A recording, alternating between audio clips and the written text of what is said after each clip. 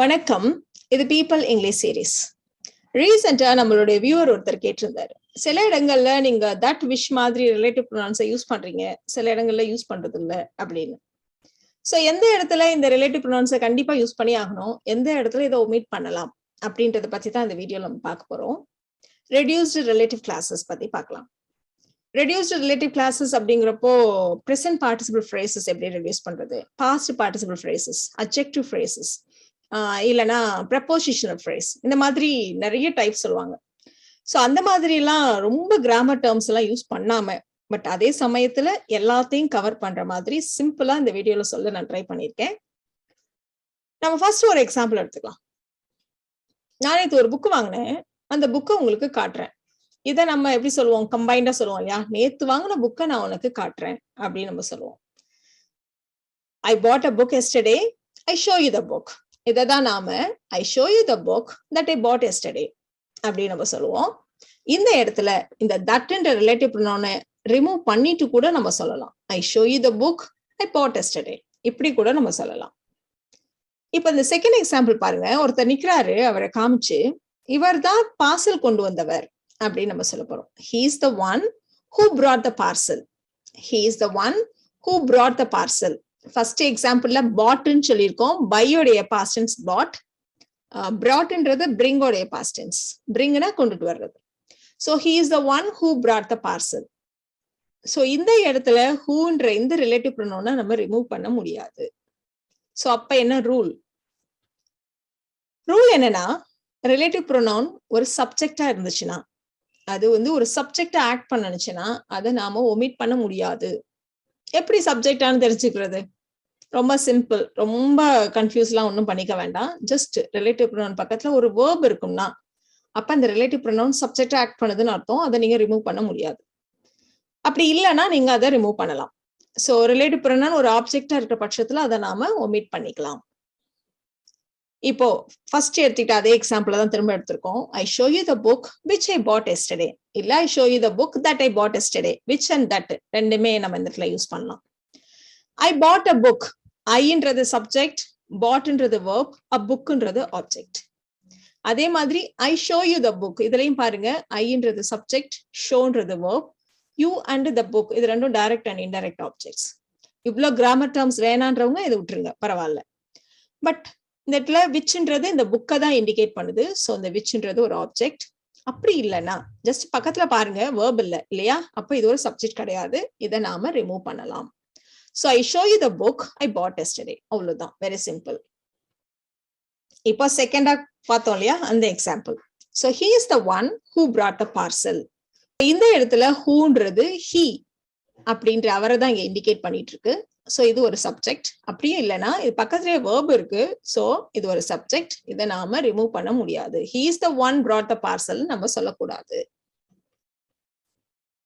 இதே மாதிரியான இன்னொரு எக்ஸாம்பிள்.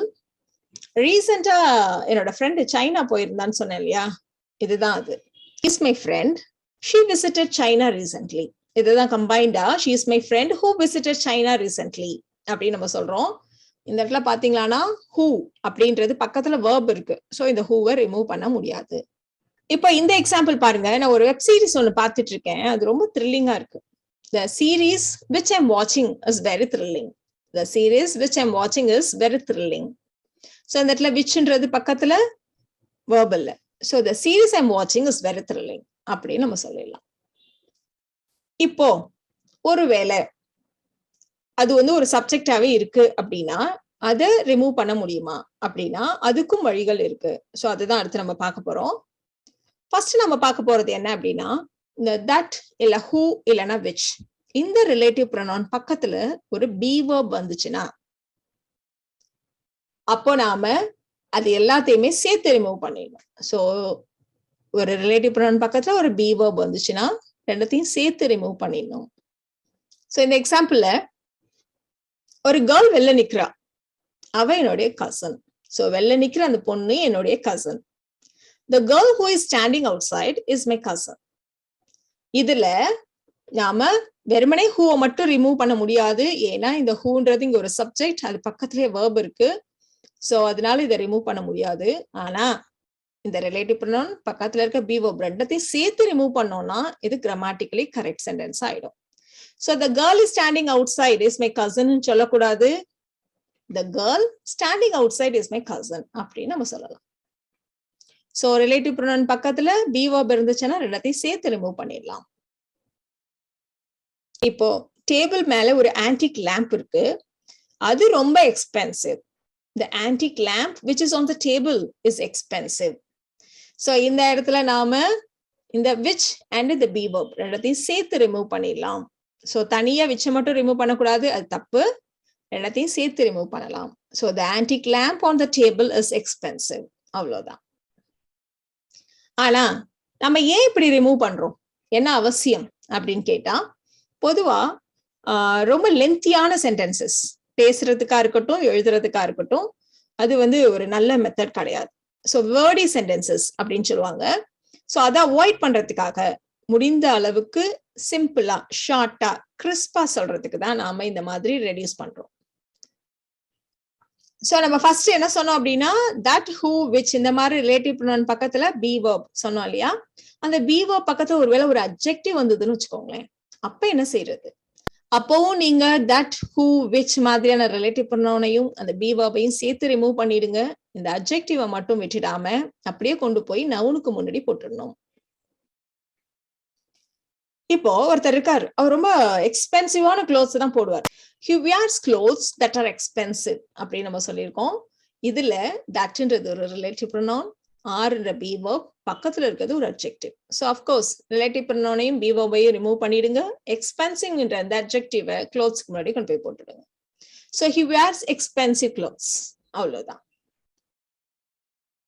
ஸோ நம்ம ஒரு வீடு பார்த்தோம் இல்லையா, அழகா இருக்குன்னு கூட சொன்னோம் இல்லையா. அந்த வீடு 1 கோடி ரூபாய்க்கு விற்கப்பட்டது. The house which was beautiful was sold for 1 crore. So which relative pronoun was ஒரு be verb, பக்கத்துல beautiful ஒரு adjective. இதை கொண்டு போய் ஹவுஸ்க்கு முன்னாடி போட போறோம். So the beautiful house was sold for 1 crore. இப்போ அடுத்தது இதுல நாம be verb இல்ல வேற ஏதாவது verb இருக்கு. அப்படி இருந்துச்சுன்னா அப்ப நாம இந்த verb ரிமூவ் பண்ணிட்டு, of course relative pronoun and verb ரெண்டத்தையும் ரிமூவ் பண்ணிட்டு verb-ஓட ing சேர்த்து யூஸ் பண்ண போறோம். ஆனா இந்த மெத்தட நம்ம ஒன்லி பிரசன்ட் டென்ஸ்க்கு மட்டும் தான் யூஸ் பண்ணலாம், வேற எந்த டென்ஸுக்கும் இதே அப்ளிகபிள் கிடையாது. இப்போ காய்கறி விற்கும் மனிதர், ஒருத்தர் காய்கறி விற்கிறார் இல்லையா, அவர் ஒரு காலத்துல ரொம்ப பணக்காரரா இருந்தாரு அப்படின்னு நம்ம சொல்ல போறோம். So the man who sells vegetables, the man who sells vegetables இப்ப வித்துட்டு இருக்காரு, டெய்லி விற்கிறாரு. ஸோ அதனால the simple present tenseல காய்கறி விற்கிற அந்த மனிதர், the man who sells vegetables. So இந்த ரிலேட்டிவ் கிளாஸ் பாருங்க, இது சிம்பிள் present tenseல தான் இருக்கு. அவரு ஒரு காலத்துல பணக்காரரா இருந்தாரு, he was once rich. So அதுதான் கம்பைண்டா the man who sells vegetables was once rich அப்படின்னு நம்ம சொல்லியிருக்கோம். இந்த பார்ட் பாஸ்ட் டென்ஸ் தான், ஆனா இந்த ரிலேட்டிவ் கிளாஸ் தான் நம்ம பார்க்கணும். அது சிம்பிள் பிரசன்ட் டென்ஸ்ல தான் இருக்கு. அதுல நம்ம இந்த ரிலேட்டிவ் ப்ரொனவுன் ஹூவையும் அது பக்கத்துல வர்ற வேர்பையும் எடுத்துட்டு இந்த வேர்போட ஐஎன்ஜி சேர்த்து இங்க யூஸ் பண்ணிருக்கோம். The man selling vegetables was once rich. கஷ்டப்பட்டு படிக்கிற ஸ்டூடெண்ட்ஸ் கண்டிப்பா நல்ல மார்க் தான் வாங்குவாங்க. So students who study hard. So எப்பவுமே நல்லா படிக்கிற பிள்ளைங்க, ரொம்ப கஷ்டப்பட்டு படிக்கிற பிள்ளைங்க நல்ல மார்க் வாங்குவாங்க. Students who study hard. இந்த ரிலேட்டிவ் கிளாஸ் பாருங்க, இது சிம்பிள் பிரசன்ட் டென்ஸ்ல தான் இருக்கு. சோ இதுல நம்ம who and study இதை ரிமூவ் பண்ணிட்டு studying, ஸ்டடியோட ஐஎன்ஜி சேர்த்து யூஸ் பண்ணிருக்கோம். Students studying hard will get good marks. Students studying hard will get good marks.